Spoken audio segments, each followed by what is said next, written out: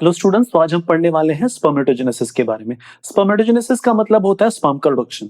हम जानते हैं कि जो स्पर्म्स होता है वो मेल्स में 10 to 16 ईयर्स ऑफ एज में प्रोड्यूस होना चालू हो जाता है। दैट मीन्स इस एज में लड़का जो है रिप्रोडक्टिव एज में पहुंच चुका है और इस कंडीशन में वो फर्टाइल है और बच्चे पैदा करने के लिए वो सक्षम है। ठीक है, तब होता यह है कि जो स्पर्म्स होते हैं वो करीबन करीबन 200 मिलियंस अ डे प्रोड्यूस होते हैं। वो इसलिए भी प्रोड्यूस होते हैं ताकि ये जब फीमेल के रिप्रोडक्टिव ट्रैक में इजैकुलेट होते हैं तो इजैकुलेशन के बाद ये एग्स को फर्टिलाइज कर पाए। ठीक है, क्योंकि होता यह है कि जो फीमेल का जो रिप्रोडक्टिव ट्रैक होता है वो जो रास्ता होता है वो बहुत कठिन होता है और स्पर्म्स को एग्स तक पहुंचने के लिए बहुत सारी मशक्कतें करनी पड़ती है। दैट इज वाई उस जो फर्टिलाइजेशन को मैक्सिमाइज करने के लिए 200 मिलियन स्पर्म्स पर डे क्या होते हैं, प्रोड्यूस होते हैं। तो हमने देखा था कि जो स्पर्मेटोजेनेसिस है इट्स एक्चुअली गैमेटोजेनेसिस, और गैमेटोजेनेसिस में हमने देखा था कि गैमेटोजेनेसिस तीन फेजेस में कंप्लीट होते हैं। जिसमें से जो पहला जो फेज था मल्टीप्लिकेशन फेज, सेकंड जो फेज था वो था ग्रोथ फेज और तीसरा जो फेज था दैट इज मैचुरेशन फेज। तो वैसे ही स्पर्मेटोजेनेसिस को भी हम तीन फेजेस में देखेंगे, दैट इज मल्टीप्लिकेशन फेज, फिर ग्रोथ फेज और तीसरा मैचुरेशन फेज। तो देखते हैं मल्टीप्लिकेशन फेज। मल्टीप्लिकेशन फेज में हमने देखा था कि जो प्राइमोर्डियल जर्म सेल्स होता है उसमें माइटोसिस सेल डिवीजन होता है। माइटोसिस सेल डिवीजन के बाद फिर होता है क्या कि जर्म सेल से बहुत सारे स्पर्मेटोगोनिया प्रोड्यूस होते हैं। तो यहाँ पर जो स्पर्मेटोगोनिया प्रोड्यूस होते हैं वो दो तरह के स्पर्मेटोगोनिया प्रोड्यूस होते हैं, that is spermatogonia A and spermatogonia B. तो जो स्पर्मेटोगोनिया ए है वो एक तरह से क्या काम करता है, ये स्टेम सेल की तरह ही काम करता है जो फर्दर स्पर्मेटोगोनिया को प्रोड्यूस करेगा और इस साइकिल को कंटिन्यू करेगा।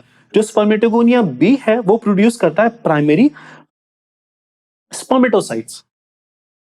तो ग्रोथ फेज में हम देखते हैं कि जो टाइप बी स्पर्मेटोगोनियम था, टाइप बी जो स्पर्मेटोगोनियम वो क्या होता है, वो ग्रो होता है। ठीक है, ग्रो होता है साइज में और ये नरिशमेंट रिसीव करता है फ्रॉम नर्सिंग सेल्स और फिर ये जो है ये ही आगे चल करके क्या करेगा, मैचुरेशन स्टेज में जाएगा। तो जो स्पर्मेटोगोनियम टाइप बी स्पर्मेटोगोनियम वो फॉर्म करता है प्राइमरी स्पर्मेटोसाइट।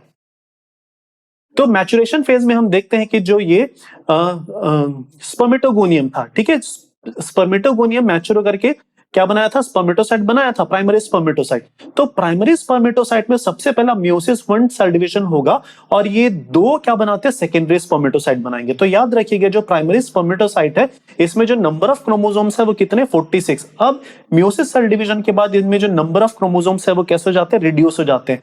तो प्राइमरी स्पर्मेटोसाइट से हमको दो सेकेंडरी स्पर्मेटोसाइट मिले जिनमें नंबर ऑफ क्रोमोसोम्स है 23। That means the number of chromosomes have reduced to half. फिर सेकेंडरी स्पर्मेटोसाइट में सेकेंड मियोसिस सेल डिवीजन होता है जिसके द्वारा फिर एक सेकेंडरी स्पर्मेटोसाइट से दो क्या बनते हैं, स्पर्मेटिड्स बनते हैं। ठीक है, और ये जो स्पर्मेटिड्स होते हैं इनमें भी जो नंबर ऑफ क्रोमोसोम्स है 23 रहेगा। ठीक है, तो वैसे ही दूसरे वाले सेकेंडरी स्पर्मेटोसाइट से भी 2 स्पर्मेटिड्स बनेंगे। ये स्पर्मेटिड्स फिर आगे मैच्योर होकर के क्या बनते हैं, स्पर्म सेल्स बनते हैं। ठीक है, so this is about maturation phase of spermatogenesis. I hope आपको ये वीडियो समझ में आया होगा। इनकेस आपको किसी भी तरह का कोई डाउट है तो आप कमेंट सेक्शन में मुझे लिख करके बता सकते हैं।